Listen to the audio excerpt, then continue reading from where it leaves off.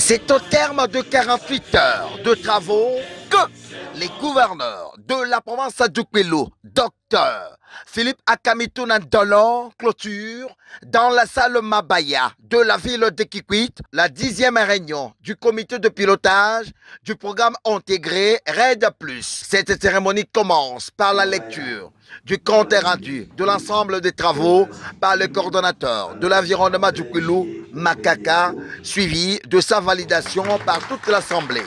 Fier du travail accompli dans le cadre de ce projet, le premier des Kwilois, Dr Philippe Akamitou Nandolo, rend hommage au chef de l'État, Félix Antoine Tshisekedi Tshilombo, et remercie tous les partenaires techniques et financiers pour le travail abattu, tout en plaidant pour la poursuite du projet dans la province. Je ne saurais poursuivre mon intervention sans manifester ma reconnaissance vis-à-vis de son Excellence Monsieur le Président de la République, Félix Antoine Tshisekedi Tshilombo, chef de l'État. Le gouvernement provincial s'engage à accompagner l'inspection provinciale de l'environnement dans l'exécution et l'évaluation de ces projets. La plus grande force pour obtenir les résultats de ces projets, c'est l'implication sommet de la province, on l'a dit et on ne le dira jamais assez. Fort de cette performance,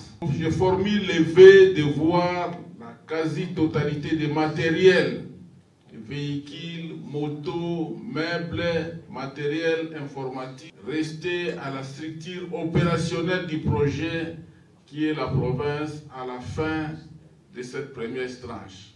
Le chef adjoint du projet PIRED Kwilu, Augustin Kabamba, a au nom du chef de projet Kuno exprimé sa satisfaction quant aux résultats obtenus. Cette session qui a consacré la 10e réunion du comité de pilotage et qui est aussi l'avant-dernière réunion dans le cadre de la mise en œuvre du projet a été marquée essentiellement par la présentation de l'état d'avancement des activités jusqu'en juin 2025.